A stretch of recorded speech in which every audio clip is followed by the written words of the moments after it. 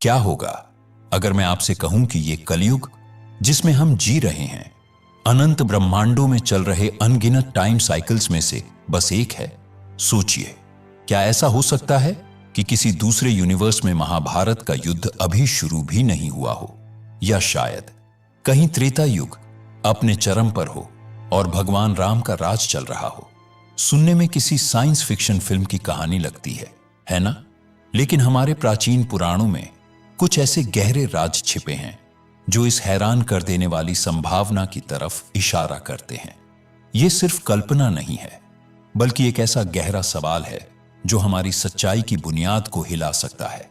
आज हम उन प्राचीन कहानियों और मॉडर्न साइंस की थ्योरीज को खंगालेंगे जो हमें यह सोचने पर मजबूर कर देती हैं कि क्या हर ब्रह्मांड का अपना अलग कलयुग होता है।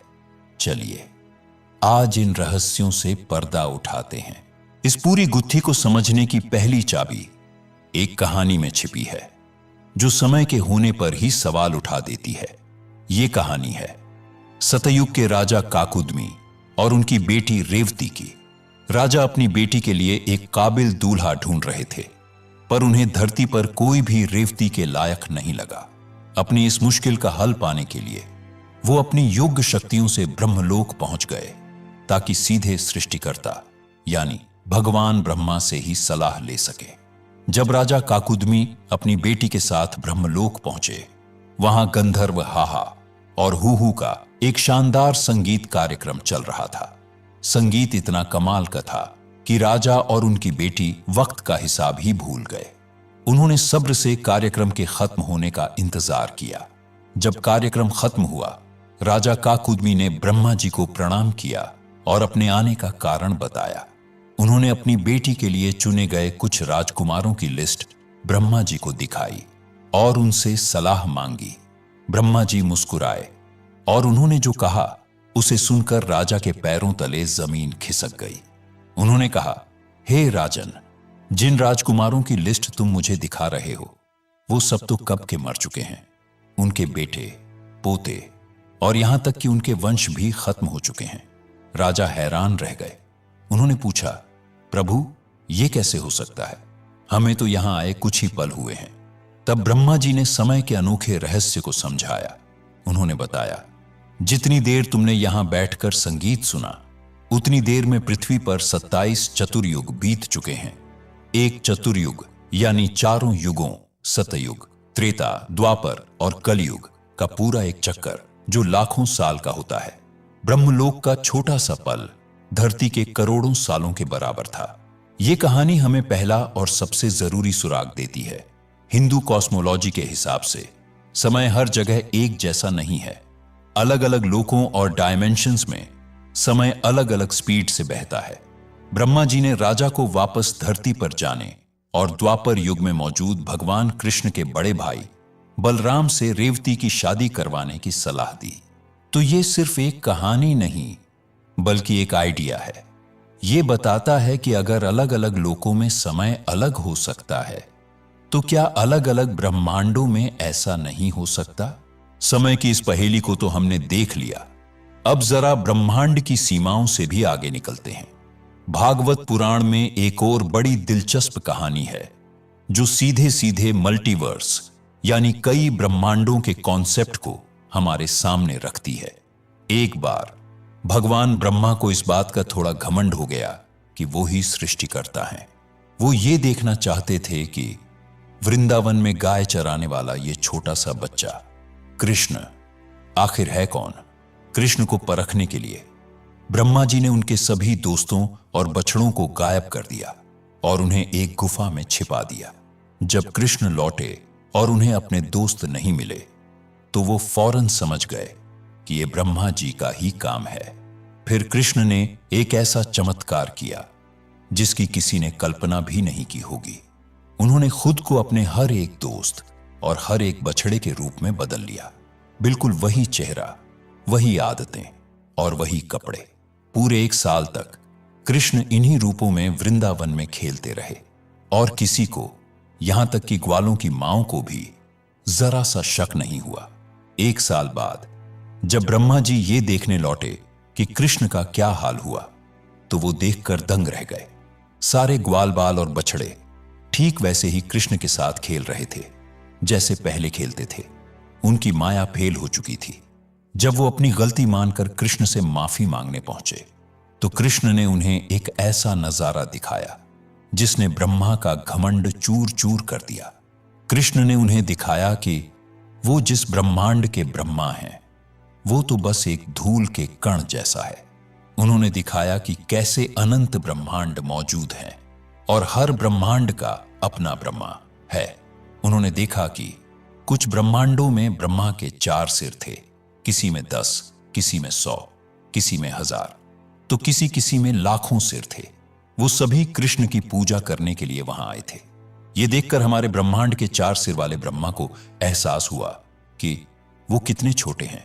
भागवत पुराण साफ कहता है कि ये अनगिनत ब्रह्मांड परमाणुओं की तरह घूम रहे हैं।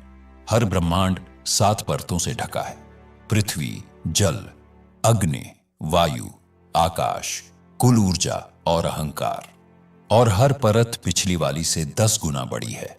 तो यहां से हमें दूसरा बड़ा सुराग मिलता है। हमारा ब्रह्मांड अकेला नहीं है, अनंत ब्रह्मांड मौजूद हैं। तो अब हमारे पास 2 कमाल के आइडिया हैं।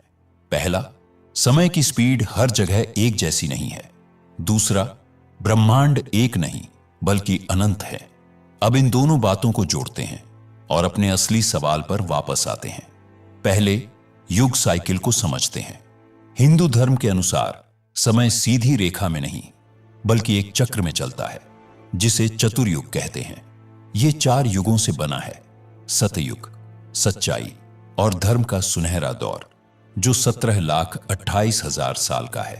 त्रेता युग, धर्म में थोड़ी गिरावट आती है, ये 12,96,000 साल का है। द्वापर युग, धर्म और अधर्म लगभग बराबर हो जाते हैं, ये 8,64,000 साल का है। कलयुग, अधर्म और पाप का युग जो 4,32,000 साल का है। ये चारों युग मिलकर एक महायुग बनाते हैं। ऐसे 1,000 महायुग मिलकर ब्रह्मा का सिर्फ एक दिन बनाते हैं जिसे कल्प कहते हैं।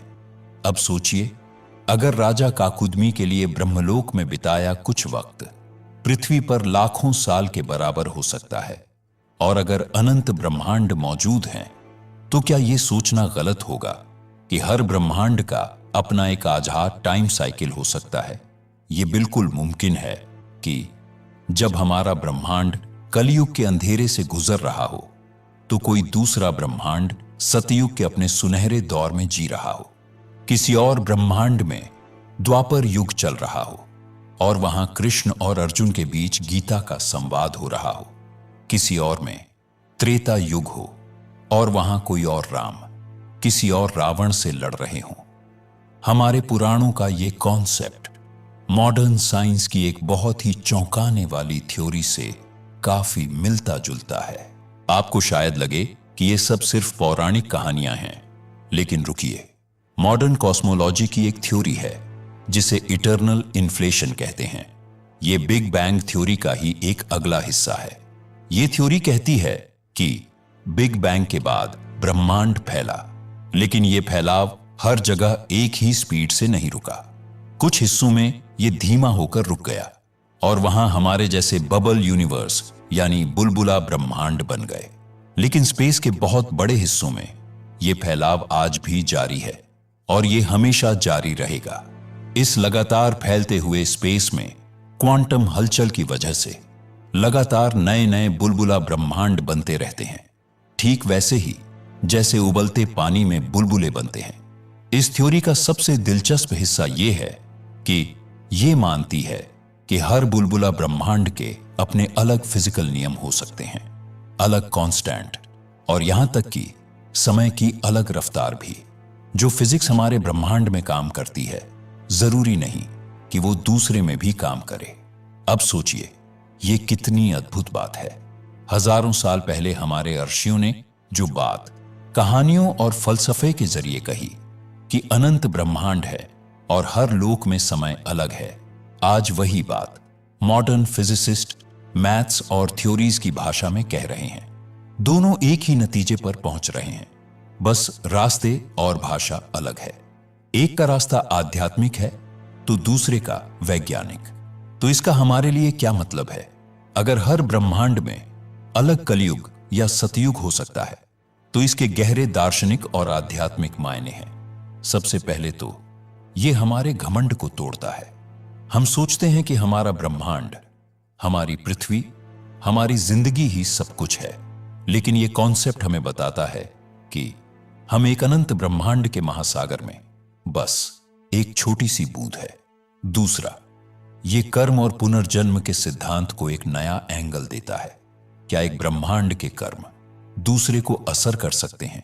क्या आत्मा का सफर सिर्फ एक ब्रह्मांड के युगों तक ही सीमित है, या ये अनंत ब्रह्मांडों में भी हो सकता है? क्या किसी और ब्रह्मांड में आपका ही कोई और वर्जन एक बेहतर सतयुग वाली जिंदगी जी रहा होगा? ये सोच हमें एक बहुत बड़ा नजरिया देती है। हमारी जिंदगी के दुख, परेशानियां और यहां तक कि हमारा कलयुग भी इस कॉस्मिक ड्रामा में बस एक छोटा सा सीन है। यह हमें निराश नहीं करता, बल्कि उम्मीद देता है। यह हमें याद दिलाता है कि विनाश के बाद हमेशा एक नई शुरुआत होती है। अगर यहां कलयुग है तो कहीं और सतयुग भी है। अंधेरे के बाद रोशनी तय है। तो क्या हर ब्रह्मांड में अलग कलयुग होता है? राजा काकुदमी और कृष्ण की कहानियां और मॉडर्न साइंस की इटर्नल इन्फ्लेशन जैसी थ्योरीज दोनों ही इस संभावना की तरफ एक मजबूत इशारा करते हैं। वो हमें बताते हैं कि समय और जगह अब्सोल्यूट नहीं है और हमारा ब्रह्मांड इस अनंत रचना में अकेला नहीं है। ये सोचना कि हमारा कलयुग शायद अनंत साइकिल्स में से बस एक है, हमारी समझ को एक नई उड़ान देता है। ये हमें विनम्र बनाता है और साथ ही हमारे सामने अनगिनत संभावनाओं की दुनिया खोल देता है। आप इस बारे में क्या सोचते हैं? क्या आपको लगता है कि दूसरे ब्रह्मांडों में अलग अलग युग चल रहे होंगे? क्या आपके पास पुराणों से कोई और ऐसी कहानी है जो इस आइडिया को सपोर्ट करती हो? अपनी राय नीचे कमेंट्स में जरूर बताइए। मुझे आपके विचार जानना अच्छा लगेगा। अगर आपको ब्रह्मांड और चेतना के ऐसे ही गहरे रहस्यों को जानना पसंद है तो हमारे चैनल को सब्सक्राइब करना न भूलें और उस बेल आइकॉन को भी दबा दें ताकि आप हमारा कोई भी वीडियो मिस न करें। ज्ञान के सफर में हमारे साथ बने रहने के लिए शुक्रिया।